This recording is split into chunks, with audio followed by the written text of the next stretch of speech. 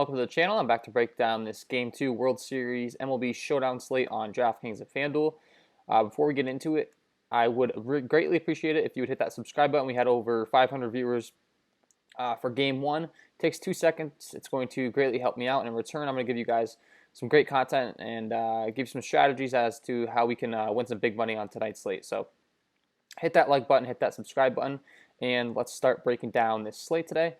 We're going to do a similar breakdown just like we did for Game 1. We're going to go over the starting pitching real quick. I want to go over the field dimensions. Just in case you didn't know, this game is being played in Globe Life Field at Globe Life Field in Arlington, Texas due to COVID. All the games will be taking place at the Texas Rangers' new stadium. And I have a quick little diagram pulled up here on the left side. That's the old stadium. And on the right side, we have the new stadium, 410 to center, 407, more towards the right center area than 374 right center, 372 left center, 329 down the line to left, and 326 down the line to right. So overall, it's a pretty. We're not really dealing with a short porch to target left-handed bats or right-handed bats or anything like that, which I do think is important to check out. So I wanted to point that out real quick. And next, the starting pitching. So for Game 2, we are going to see Blake Snell taking on Tony Gonsolin for the Los Angeles Dodgers. Overall, Blake Snell has a big advantage in the strikeout category. He has a 31% K rate this year with a 50 innings pitch sample size, 15% swing strike rate. The ground ball and the fly ball stuff's a lot better than Gonsolin. However, Gonsolin has a better walk rate. The hard hit rate stuff's better for him as well. Against right-handed hitting, we can see Snell's a lot better to target there with a 420 slugging giving up compared to Gonsolin's 268 slugging, 31.6% hard hit rate, 220 WOBA. And Gonsolin actually tops Blake Snell in strikeout rate to right-handed hitting with a 30.2% clip compared to Blake Snell's 27.6% K rate. And then against lefties, same thing actually. Gonsolin's outshining him in the WOBA, the hard hit rate, the slugging. However, Blake Snell is outshining him in a big way in the strikeout rate against left-handed hitting. The lefty-lefty matchups is where Snell really excels, I should say. And if the Tampa Bay Rays, or not the Rays, the Los Angeles Dodgers are going to have a lot of lefties in there, which I'm guessing, they're going to have some lefties in there. The way their lineup's designed, that's going to increase the appeal for playing Blake Snell today. 42.3% ground ball rate, the 38.5% fly ball rate. And he's Blake Snell. At this point, I think we all know Blake Snell. He's been a stud for a while now in his career. And I definitely think he's going to go out there and get the job done. Quick look at the bullpens for both of these teams. Very impressive bullpens. I have my entire bullpen data sheet here, which breaks down the entire league and how they compare to one another, and it's color-coded. And then if I go over to the Dodgers Rays, which I've pulled aside here so that we can get a focused glimpse at it, they're both just very impressive. Really no weak spot to talk about. The walk per nine is great, the home run per nine, the BABIP, the ground ball, the exit velocity given up, ERA, xFIP, hard hit rate, barrel percentage. Both of these bullpens are just tremendous, so I don't really think we have any edge targeting a certain bullpen. So I want to point that out. And then when looking at the starting lineups that we're looking to see tonight or projecting, this is when we want to get into our lineup building. Looking at the numbers overall for each of these teams real quick, just to give you an idea, it's not like we really have to debate whether they're good or not. They're both in the World Series, so, obviously they're both very good.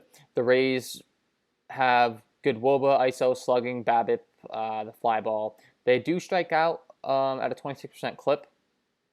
And then against right-handed pitching, which is who they will be taking on tonight in Gonsolin, they have a 25.5% K rate. The WOBA, the ISO, the BABIP, the fly ball, and the hard hit rates, decent. And then when we're looking at the Dodgers, the Dodgers are one of the best lineups in the league. So you can make the argument that playing a lot of Dodgers bats is the smart way to go. We're going to break down lineup building in 2 seconds here, but 347 ISO, 476 slugging, fly ball, hard hit rate, great. against right-handed pitching tremendous, but they're going to be taking on lefty and Snell tonight, which is where you could make a counter argument of maybe not having as much interest in the Dodgers because they do get not quite as good against left-handed pitching. The strikeout rate goes up, the WOBA, the ISO, the slugging, the BABIP, the fly ball, and the hard hit rate. It's all looking not quite as green on my sheet, not quite as impressive, and so that could be a counter argument to maybe not play as many Dodgers tonight and maybe play some Blake Snell over there on DraftKings where you can play some pitching.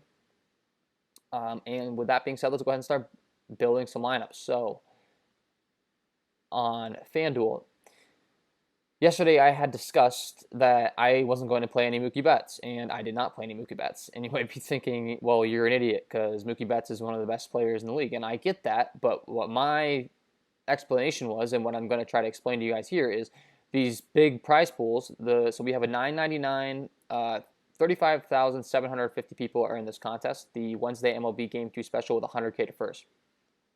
So that means that I have to beat 35,749 other people in order to win this $100,000 prize. And this is the payout structure.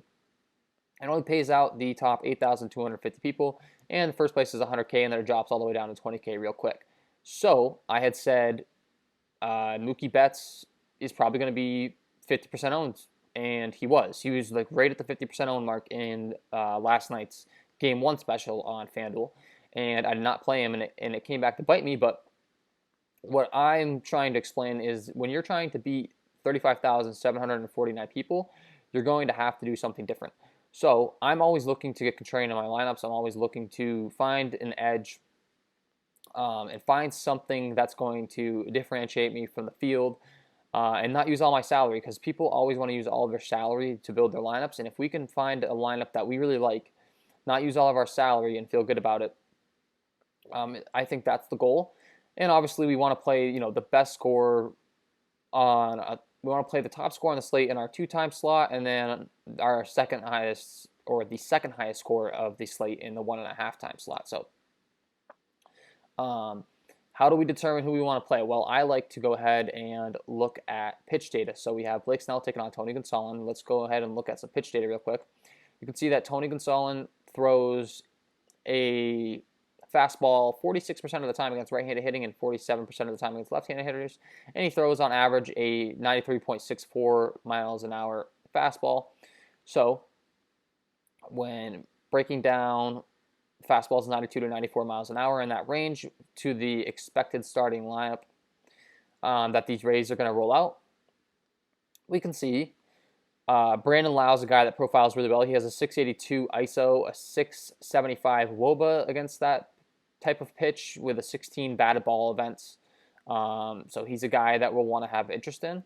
Randy Arozarena with a 750 ISO. We only are dealing with 3 batted ball events, but I think we've all seen what he's capable of this postseason. He's been absolutely on fire. We got Austin Meadows with a 238 ISO, 444 WOBA, over 37 batted ball events, so that's a pretty sizable sample size. G-Man Choi and Willie Adames, not really impressive in the power categories as far as ISO is concerned, and that's really what I want to play in tournaments. Another thing to mention, you want to play the guys that are going to hit the home runs. I mean, the singles and the doubles and all that stuff's great, especially in the World Series with great pitching. I understand maybe the top play might be a guy that goes out there and hits a 3 RBI double. I get that, but when I'm looking at the numbers, I'm looking to play guys that are going to be low-owned that have really good numbers. And I think one that really stands out is, well, I always say we want to play guys at the bottom of the order, because if we play the guys in these like 6 through 8 or 6 through 9 spots, we're going to get them low-owned. People do not want to play them. We're not going to use all of our salary, and we're going to be contrarian. So when looking at how these hitters break down, we have Joey Wendell, who has a 255 ISO against the fastballs in the 92 to 94 mile an hour range. We have Mike Zunino, who has a 326 ISO, and we have Kevin Kiermaier, who has a 245 ISO. Kevin Kiermaier was the guy you wanted to play last night. No one had him. He hit a home run. All of a sudden, as I mentioned, you're competing with 34,749 other people. You have him 1% owned against the entire field. You're going to be going way up. So these are the things that you want to think about. I mean, I don't know about you guys, but I don't really want to tie with 3,000 other people and split the prize. I want to be the only one at the top. I want to have a unique lineup. So that's what I'm trying to break down to you guys and what I'm trying to provide you with. And these are the thoughts that we have to think about. So that's how they fare against the fastball. He throws lots of splitters as his second go-to pitch. So when breaking down how these guys fare against the splitters, it's a pitch that's not very common, so we don't have a lot of pitching data on it, but I will say they all struggle. Looking at these numbers, there's not a single guy that stands out as far as hitting the splitter, so not really anything we can do with that. So we're really just looking at how they fare against the fastball. However, he throws a splitter, 20 to 30% of the time compared to his fastball around 50% of the time. So those guys that I discussed that are really good against that fastball in the 92 to 94 mile an hour range: Brandon Lau, Randy Rosarina, Austin Meadows, Joey Wendell, Mike Zunino, and Kevin Kiermaier are my top interests in the Rays. Next is breaking down these Dodgers bats. The Dodgers are taking on Mr. Blake Snell. And when looking at what Blake Snell likes to go to, what he has in his repertoire, he throws a fastball around the same thing as Gonsolin, around 50% of the time, 47 to 46% of the time, at an average velocity of 95.5 miles an hour. So 94 to 96 mile an hour range is what we're dealing with against these Dodgers, and he's a left-handed pitcher. Mookie Betts profiles really well against that. He has a 308 ISO, a 429 WOBA. So I had mentioned I didn't want to play any Mookie Betts last night, and honestly, he didn't profile as well as he does in this spot. So it was a little bit easier to fade him. I might not be able to tonight, but I probably will because, as mentioned, he's going to be high owned, and I just don't want to do that. Hopefully he flies out to the warning track 3 times type of deal. That's what I'm looking for, so I get another guy at lower ownership. Corey Seager doesn't really profile well against the lefty. Justin Turner has a 296 ISO. That's great. Max Muncy with a 400 ISO over 15 batted ball events. That's very good. And, it's lefty on lefty, so you'll probably get him low owned. The only thing to mention is we had gone over Blake Snell's numbers against left-handed hitting, and it is very impressive, as far as his strikeout category. It's a 42.6% K rate, so he's going to be punching out a lot of those lefties most likely. However, he has given up a 457 slugging to lefties this year, and we're dealing with a 50 innings pitch sample size. So it could be sneaky, if he hangs one against Max Muncy. Max Muncy has the power, and Blake Snell has given up some power to left-handed hitting this year. So something to take note of there. Will Smith with a 400 ISO. He looks like a great play, except we're only dealing with 4 batted ball events, so just keep that in mind. It's a small sample size. Cody Bellinger, 226 ISO. And Chris Taylor at the bottom of the order looks real good with that 296 ISO. So Chris Taylor, once again, I'm looking to play guys at the bottom of the order that are low owned. Chris Taylor looks absolutely great against 94 to 96 mile an hour fastballs. So why not play some Chris Taylor today? I feel great about that. It looks great. It's really just where he hits in the order. But that's what we want. Honestly, we want the bottom of the order guys to profile well. We want them to be low owned. And I've mentioned some options on the Rays, and now I mentioned an option on the Dodgers. So like Chris Taylor. And then Snell throws mostly changeup curveball to right-handed hitters. So real quick, as far as the righties in this lineup, changeup, Mookie Betts profiles very well against the changeup. 244 ISO, 397 WOBA. And then AJ Pollock profiles really well against the changeup with a 206 ISO, 364 WOBA, and then Chris Taylor profiles very, very well. I'm excited to play some Chris Taylor tonight because he looks real good, and if he's in that 9 spot, I'm gonna love playing Chris Taylor. 250 ISO, 318 WOBA, love it in the 9 spot. So get him low owned, feel good about that. And then the curveball to right-handed hitters. We have Justin Turner with a 214 ISO. Mookie doesn't really hit the curveball too well, so that's a weak point of his. Maybe Snell will be throwing him the curveball often tonight. Justin Turner with a 214 ISO. Will Smith with a 300 ISO. Only 4 batted ball events, but he's looking pretty good. And then Enrique Hernandez is a guy who traditionally does mashed left-handed pitching, so he's a guy I always have interest in, and he is at the bottom of the order, along with Pollock and Chris Taylor, who excel against lefties. And he does well against the curveball. I'm not looking too hot for AJ Pollock and Chris Taylor against the curveball, so that might be their weakness. And then his secondary pitch against lefties is mostly sliders, so we can check out how these lefties in the lineup do against sliders real quick.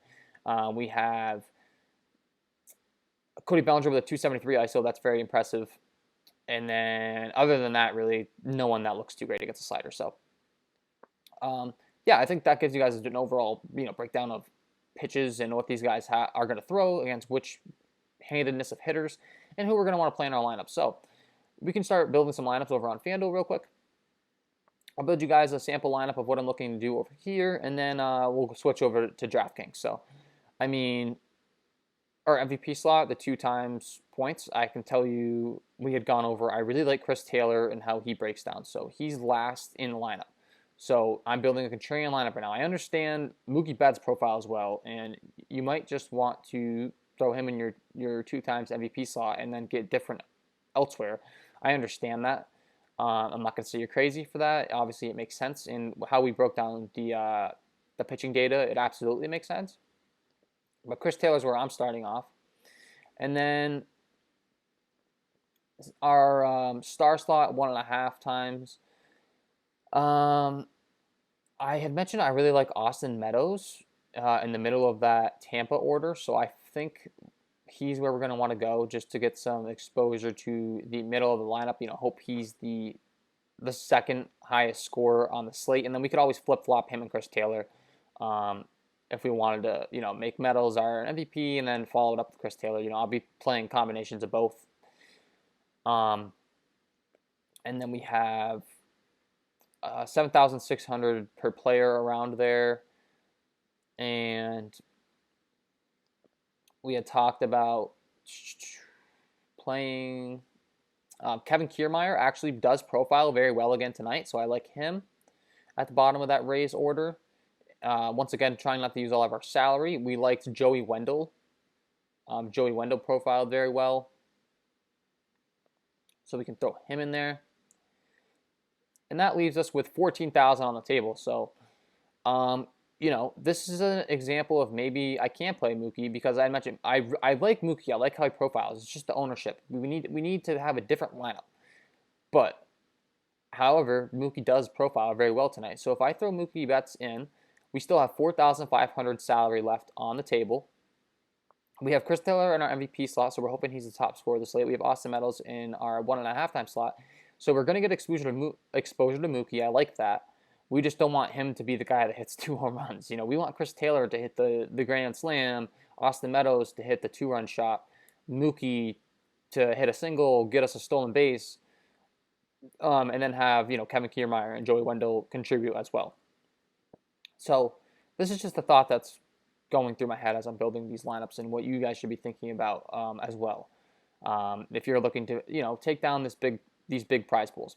So over to DraftKings, what would we be doing on the DraftKings side of things? Now the DraftKings side of things is different because you can play pitching, and your king spot does get inflated in price tag. You can see Mookie Betts is 16,500 to play in our king spot versus 11,000 in our utility spot.